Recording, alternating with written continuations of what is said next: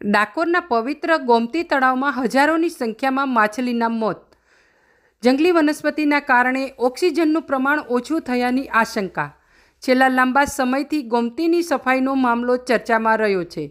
મળતી માહિતી મુજબ ડાકોર શહેરમાં આવેલા ગોમતી તળાવમાં હજારોની સંખ્યામાં માછલીઓ મરેલી હાલતમાં જોવા મળી રહી છે, જેમાં તળાવમાં જંગલી વનસ્પતિ ઉગી નીકળવાના કારણે માછલીઓનું મૃત્યુ થયું હોવાની સ્થાનિકોની ચર્ચા ચાલી રહી છે.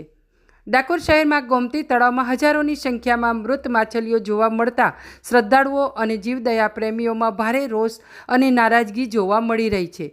ડાકોર મંદિરમાં દર્શનાર્થે આવતા ભક્તો ગોમતી ઘાટે અચૂક આચમન કે જળ નમન લેવા જાય છે, ત્યારે તટ પાસે જ જોવા મળેલી મૃત માછલીઓને લઈને શ્રદ્ધાળુઓ ડઘાઈ ગયા હતા અને તેમણે આ મામલે રજૂઆત પણ કરી હતી.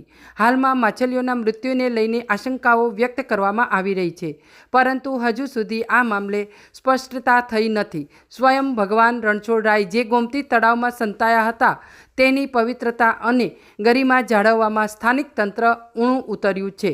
પાલિકા દ્વારા પવિત્ર ગોમતી તળાવની સફાઈ કરવામાં આવતી ન હોવાને લઈને વૈષ્ણવોમાં પણ તંત્ર પરત્વે ભારે રોષ અને નારાજગી જોવા મળે છે. અગાઉ ગોમતીની સફાઈને લઈને ઉગ્ર વિરોધ અને ઉપવાસ આંદોલન અને જળ સમાધિની ચીમકી ઉચ્ચારવામાં આવી હોવા છતાં પણ આજ દિન સુધી ગોમતીની સફાઈ તંત્ર દ્વારા કરવામાં આવી નથી. અહેવાલ સંજય ચુનારા, ખેડા, ડાકોર.